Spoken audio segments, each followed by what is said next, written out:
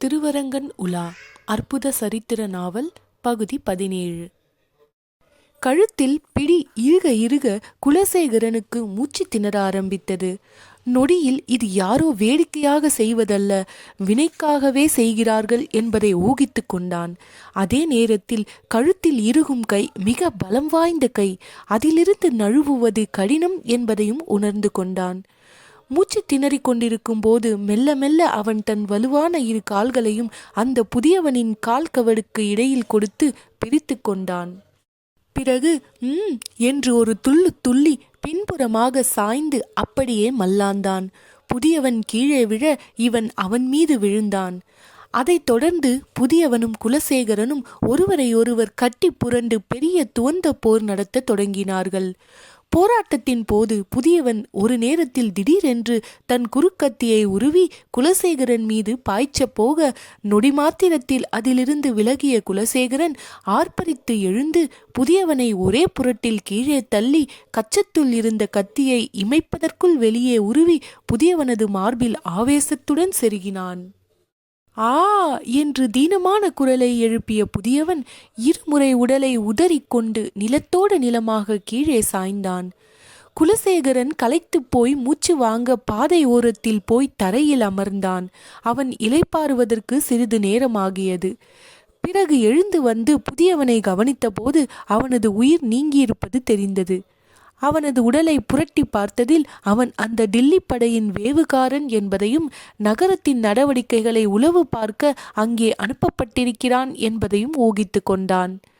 வாழ்க்கையில் முதலாக ஒருவரை கொன்றோமே என்று அவன் மனம் வருத்தப்பட்ட போது தன்னை கொல்ல வந்தவனை கொல்வது தவறல்ல என்று நினைத்து மனம் தேறினான். பிறகு கையிலும் உடலிலும் ஏதோ பசபசப்பு அரிப்பதை உணர்ந்து அந்த வேவுகாரனின் இரத்தம் பீச்சியதால் ஏற்பட்டது என்பதை அறிந்ததும் நேராக ஆற்றை நோக்கி செல்ல தலைப்பட்டான். ஆடைகளை களைந்து ஆற்று நீரில் குடைந்து நீராடி துணிகளையும் அலசி பிழிந்து எடுத்து ஈர துணியை மட்டும் அறையில் உடுத்தி கொண்டு கரை மீது அவன் விரைவாக ஏறினான்.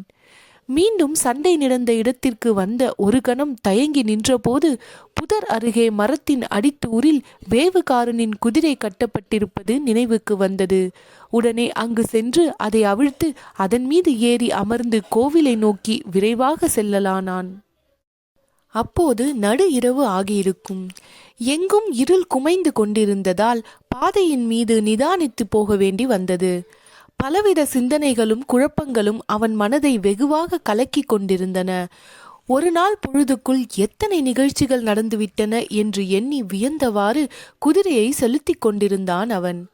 நகர எல்லை வந்ததும் ஊர் நிசப்தமாகி விட்டது தெரிந்தது. விளக்கோ வெளிச்சமோ சந்தடியோ சப்தமோ எதுவுமே புலனாகவில்லை. பெரிய பெரிய கரிய நிழல்கள் படர்ந்த ஒரு வேதாள உலகத்தில் நுழைவது போல் அவனுக்கு தோன்றியது. வெளிவாயில்களை தாண்டி கோவிலின் ஆரியப்பட்டால் வாயிலை அணுகியதும் அதன் பெரிய கதவு மூடப்பட்டிருப்பது தெரிந்தது. ஒரு கணம் திகைத்து போய் குதிரையை செலுத்தி கதவின் அருகே நிறுத்தியதும் உள்ளே ஏதோ அரவங்கள் எழுந்து கொண்டிருப்பது தெளிவாக கேட்டது. உடனே அவன், யார் அங்கே?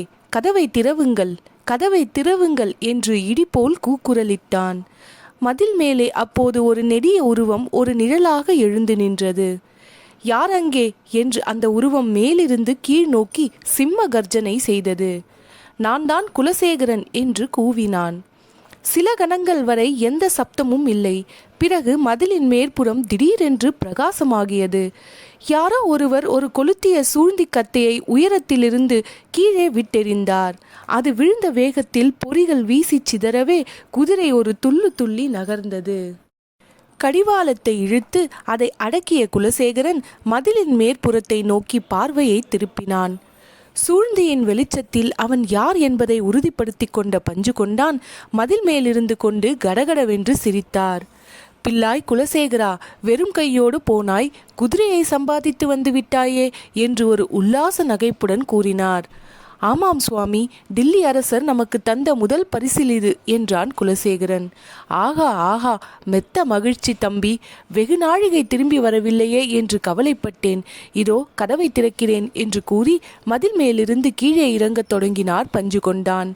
சிறிது நேரத்தில் ஆரியப்பட்டால் வாயிற்கதவு திறக்கப்பட்டது. கதவுகள் இரு பக்கமும் ஒரு கழித்தாற்போல் திறக்கப்பட்டிருப்பதைக் கண்டு குலசேகரன் குதிரையிலிருந்து கீழே குதித்து அதை நடத்தியவாறு உள்ளே சென்றான். தீவர்த்தி வெளிச்சத்தில் உள்ளே பார்த்தபோது நிலைவாயில் அருகே கதவை ஒட்டினாற்போல் கற்சுவர் ஒன்று வேகமாக எழும்பிக் கொண்டிருந்து தெரிந்தது. பரபரப்புடனும் சுறுசுறுப்புடனும் பலர் அங்கே வேலை செய்து கொண்டிருந்தார்கள். கையில் ஒரு தீவர்த்தியை பிடித்து கொண்டு பஞ்சு கொண்டான் அந்த கற்சுவரை ஒரே தாவலில் தாண்டி அவன் முன்னால் வந்து நின்றார். வா குலசேகரா என்று கூறிய அவர் அவன் உள்ளே வந்ததும் வாயிற்கதவை தமது வலுமிகுந்த ஒற்றை கையால் இழுத்து மூடினார். குதிரையை இழுத்து அந்த சுவரை தாண்ட வைத்து உள்ளே வந்தான் குலசேகரன். பிறகு ஒரு தூணில் அதை கட்டிய பிறகு பஞ்சு கொண்டான் முன்பாக வந்து நின்றான். குலசேகரா, என்ன நடந்தது? திருவரங்கன் யாதொரு குறைவுமின்றி அக்கறை சேர்ந்தாரா? நகரத்தார் ஊர்வலமும் அக்கறை போய் சேர்ந்ததா? இரு ஊர்வலங்களையும் இரண்டாக பிரித்துத்தானே அனுப்பியிருக்கிறாய் என்று சரமாரியாக கேட்க ஆரம்பித்தார். நடந்ததையெல்லாம் குலசேகரன் விவரமாக கூறினான். கடைசியில் வேவுக்காரனுடன் மோதி அவனை கொன்றுவிட்டு குதிரையை பறித்து வந்ததையும் விரிவாக கூறி முடித்தான். வேவுக்காரனை பற்றி கேள்விப்பட்டதும் பஞ்சு கொண்டான் சற்று யோசனையில் ஆழ்ந்து விட்டார். அவரை சிறிது நேரம் பார்த்து கொண்டிருந்த குலசேகரன் சுவாமி என்று மெதுவாக அழைத்தான். பஞ்சு கொண்டான் திரும்பினார். எனது தாயார் எப்படி இருக்கிறாள் சுவாமி? அவளை நான் உடனே போய் பார்க்க வேண்டுமே, அவளை நான் வெளியில் சீக்கிரம் அழைத்து கொண்டு போக வேண்டுமே என்று பரபரத்து கேட்டான். குலசேகரா, பொறு, உன் தாயார் தக்க பாதுகாப்பில் இருக்கிறாள். எம்பெருமானடியார்களில் சிலர் அவளை கோவில் திருமடைப்பள்ளி அறையில் படுக்க வைத்து பேணி வருகிறார்கள். அவளுக்கு எந்த குறையும் நேராது. நாம் இப்போது வேறு காரியங்களை அவசரமாக கவனித்தாக வேண்டும் என்றார் பஞ்சு கொண்டான். என்ன காரியம் சுவாமி என்றான் குலசேகரன். நாம் போரிடப் போகிறோம் என்று கூறி இடிபோல் சிரித்தார் பஞ்சு கொண்டான். குலசேகரனுக்கு தூக்கி வாரி போட்டது. சுவாமி, என்ன சொன்னீர்கள்? போரா? நாமா? நடக்கக்கூடிய காரியமா இது? பெருங்காற்றை தாம்பால் கட்ட முடியுமா என்று கேட்டான் அவன். பஞ்சு கொண்டான் அவனை ஆழமாக பார்த்தார். ஏன் முடியாது தம்பி? பயப்படாதே, நம்மால் முடியும். போர் என்றால் நேருக்கு நேரான போர் அல்ல, ஒரு முற்றுகைக்கு நாம் ஆட்பட போகிறோம் என்றார் பஞ்சு கொண்டான். அது கூட நம்மால் முடியுமா சுவாமி? மனம் இருந்தால் முடியும் என்றார் அவர். குலசேகரன் அவரை ஆச்சரியத்துடன் பார்த்தான். சுவாமி, நமக்கு படைபலம் ஏது, ஆள்பலம் ஏது? இது நடக்கக்கூடிய காரியமா சுவாமி? எல்லாவற்றையும் சரியாக யோசித்தீர்களா என்றான். பஞ்சு கொண்டான் ஒரு கணம் மௌனத்தில் ஆழ்ந்தார். அவர் பார்வை அங்கே பட்டால் வாயிலை அடைத்து கொண்டு எழுகிற கல்சுவர் மீது சிறிது நேரம் பதிந்தது. 10 பேர் வரிசையாக நின்று கொண்டு கற்களை கொடுத்து கொண்டிருக்க 4 பேர் அவர்களை வைத்து சாந்து பூசி சுவர் எழுப்பி கொண்டிருந்தார்கள். மற்றொரு இடத்தில் ஒரு பெரிய அம்மிக்கல்லின் மீது பலர் சாந்து அரைத்து கொண்டிருந்தார்கள். எங்கும் வேலை மலமளவென்று நடந்து கொண்டிருந்தது. குலசேகரா என்று ஆழ்ந்த யோசனையிலிருந்த விடுபட்டவர் போல் அழைத்தார் பஞ்சு கொண்டான். அவரது குரல் தழதழுத்து இருந்தது. சொல்லப்போனால் இது நம் மானத்திற்குரிய விஷயம் குலசேகரா. நம் மானத்திற்குரியது மட்டுமல்ல, நகரத்தின் மானத்திற்குரியதாகும். குலசேகரா, உனக்கு நன்றாக தெரியும், இந்த நாட்டை 5 துண்டுகளாக பிரித்து கொண்டு 5 பாண்டியர்கள் ஆளுகிறார்கள். இவர்களிடையே ஒற்றுமை கிடையாது. உறவுக்காரர்களே ஆனாலும் ஒருவருக்கொருவர் சண்டை போட்டு கொண்டிருக்கிறார்கள். ஒரு பொதுவான ஆபத்து வந்தபோது கூட அவர்கள் ஒன்று கூடாமல் இருக்கிறார்கள். 12 ஆண்டுகளுக்கு முன்னர் வந்த டில்லி படைகள் நாட்டை எவ்வளவு சின்னாபின்னப்படுத்தினர் என்பதை அறிந்தும் கூட இவர்கள் ஒன்று கூடாமல் இருக்கிறார்கள். இதுதான் என்னை மிகவும் வருத்தத்திற்குள் ஆழ்த்தியிருக்கிறது. இது என் மனத்தையும் பாதிக்கிறது என்று கூறி ஒரு கணம் கண்ணை மூடினார் பஞ்சு கொண்டான். அவர் சிலையாக நிற்கும் நிலையிலிருந்தே அவரது துயரத்தின் ஆழத்தை கண்டு கொண்ட குலசேகரன் வெகுவாக கலங்கி நின்றான். பஞ்சு கொண்டான் உணர்ச்சி தாழாமல் பல கணங்கள் மௌனமாக நின்றார். பிறகு தழுதழுத்த குரலில் மேலே தொடர்ந்தார். தம்பி, இது நமக்கு அவமானம், பெரிய அவமானம். யாதொரு எதிர்ப்பும் இல்லாமல் டில்லி படைகள் இந்த தெற்கு நாடு முழுவதிலும் சூறையாடி விட்டு செல்வதா? அதை பார்த்து நாம் வாளாவிருப்பதா? ஏற்கனவே முன்பு ஒரு முறை அவை நம்மை சூறையிடுவதை பார்த்துவிட்டு பேசாமல் இருந்தோம். இனியும் அப்படி இருப்பதா? நமது ஜனங்கள் யாவரும் வாயில்லா பிராணிகளைப் போல் எந்த கொடுமையும் ஏற்றுக்கொள்வதா? இறை வாங்கும் அரசர்கள் நம்மை காக்க வேண்டியதில்லையா? நம்மை நாமே பாதுகாத்து கொள்ளத்தான் கடமைப்பட்டோமா? என் நெஞ்சம் குமுறுகிறது தம்பி, என்னால் இதை பொறுத்து கொள்ள முடியவில்லை என்று கூறிய அவர் உணர்ச்சி பரவசமாக மாறி தன் கண்களை துடைத்து கொண்டார். அவரது தீவிரத்தையும் நாட்டின் மீது அவர் கொண்டிருக்கும் ஆழமான அன்பையும் கண்டு குலசேகரன் மனம் நெகிழ்ந்து நின்றான்.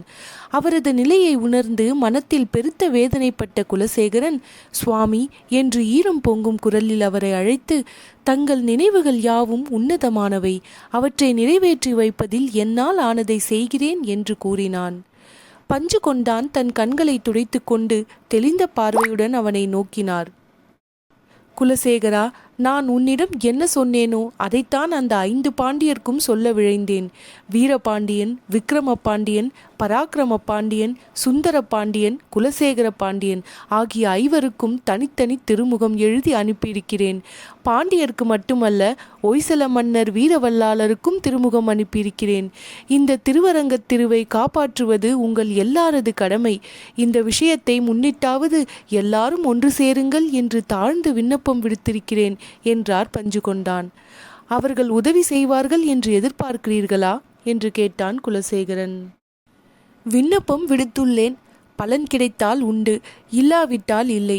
கிடைத்தாலும் கிடைக்காவிட்டாலும் நான் இந்த ஆக்கிரமிப்பை எளிதில் விட்டுவிடப் போவதில்லை. என்னால் முடிந்தவரை தடுத்து நிறுத்தப் போகிறேன் என்றார் பஞ்சு கொண்டான்.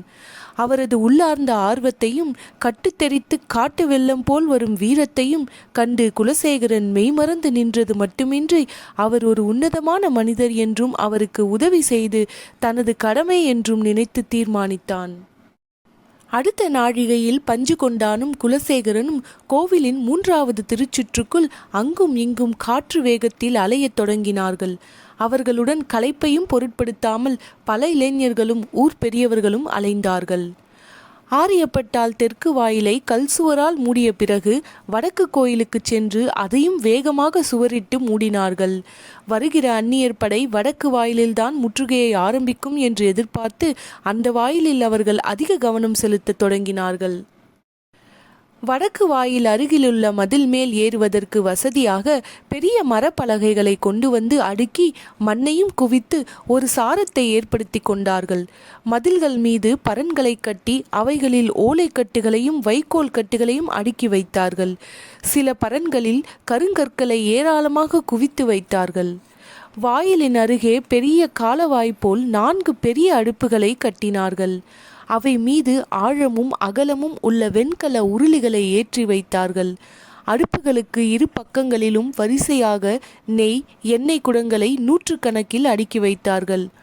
போராட சித்தமாக வந்திருக்கும் இளைஞர்களுக்கு தனித்தனியே வில், வேல் முதலியவற்றில் 100 நகரப்படை வீரர்கள் பயிற்சி அளித்தார்கள். ஒரு ஓரத்தில் பலர் நூலேணிகள் முடைவதில் அவசரமாக ஈடுபட்டிருந்தார்கள். இவ்விதம் அந்த நடு இரவு நேரத்தில் அந்த திருச்சுற்றுக்குள் ஒரு பெரிய இயக்கமே நடந்து கொண்டிருந்தது.